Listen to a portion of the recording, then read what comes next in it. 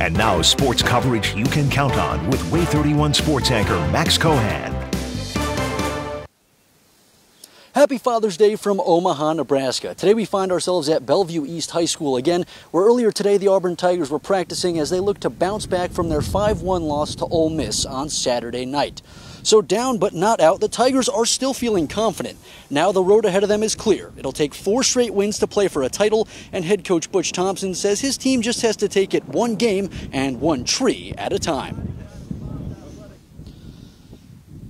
You know, you see all these trees in the backyard and you tell somebody to go cut them all down.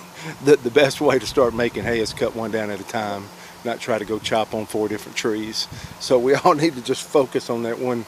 I guess that's appropriate, right, with playing Stanford now. That one tree there and start trying to chop that thing down, and then you move on to what's next and what the next challenge is. But we do never get distracted. I think a coach can look in the telescope a little bit. These players have got to be very microscopic now, and they've got to really tune in to the one task at hand at a time in order to keep moving forward. But that's my job, I think, is always to keep setting forth. So we talked about what it's going to take to get back to play for a national championship, and it's going to take 4 games. And I think we want to be the 5th team that's ever done that in history. Going back to the loss, the Tigers were held to just 4 hits, one coming off the bat of slugger Sonny DeShera, which couldn't come as a surprise to any of you guys because he's been a monster this year with a sky-high batting average and 22 long balls. But if you didn't know Sonny before this year, you might not have known what to expect. But one guy who's seen his potential from day one is his father, Mike, who wouldn't want to be anywhere else on Father's Day. Of course, being Sonny D's dad is a privilege, and it couldn't be any more happier or excited about it. I always knew he had it in him. I mean, it was just as much dream as it was my dream. So, and it all seemed to just mesh together at the right time. He did really special things at a young age. It's just not like he woke up one day good. I mean, he's always done special things. Like, it just makes you want to watch him and be excited for him. It doesn't have to end with wins, but just being here is special.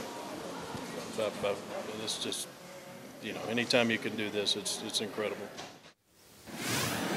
And speaking of making trips, Kin and Emily Taylor drove all the way from Florence to watch their son Evan pitch for Arkansas. And if you weren't watching the game yesterday, Arkansas beat Stanford 17-2. As a result, no relief pitchers needed, and therefore no action from Evan. But even so, Kin says he wouldn't have missed this for the world.